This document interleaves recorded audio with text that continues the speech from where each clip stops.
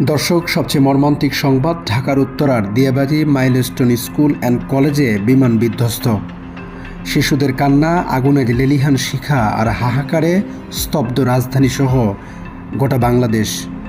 বিমান বাহিনীর একটি প্রশিক্ষণ জেট হঠাৎ নিয়ন্ত্রণ হারিয়ে স্কুল প্রাঙ্গণে বিধ্বস্ত হয়।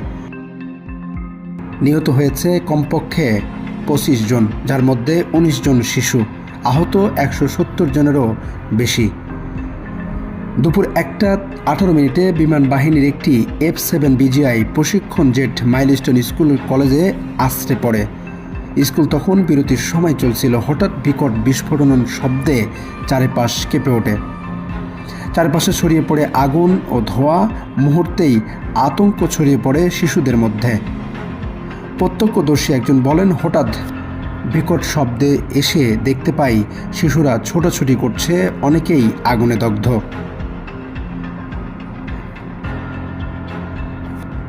এই স্কুল প্রাঙ্গণে এখন একটি মর্মান্তিক দৃশ্য সাক্ষী। ফায়ার সার্ভিসের অন্তত 9টি ইউনিট আগুন নেভানোর কাজ শেষ করেছে। আহতদের উদ্ধার করে নিকটস্থ হাসপাতালে পাঠানো হয়েছে। এখানে দাঁড়িয়ে বোঝা যায় না কতটা ভয়াবহ ছিল সেই মুহূর্ত।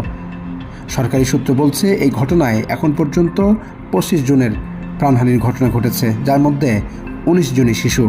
আহতদের অনেকেই বার্ন ইনস্টিটিউট, ক্রিশ্চিয়ান হাসপাতাল ও ঢাকা মেডিকেলে চিকিৎসাধীন অবস্থায় রয়েছে।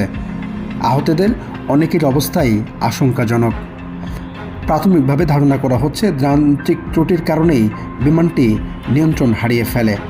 পাইলট শেষ মুহূর্তে ঘনবসতিপূর্ণ এলাকা এড়ানোর চেষ্টা করেছে।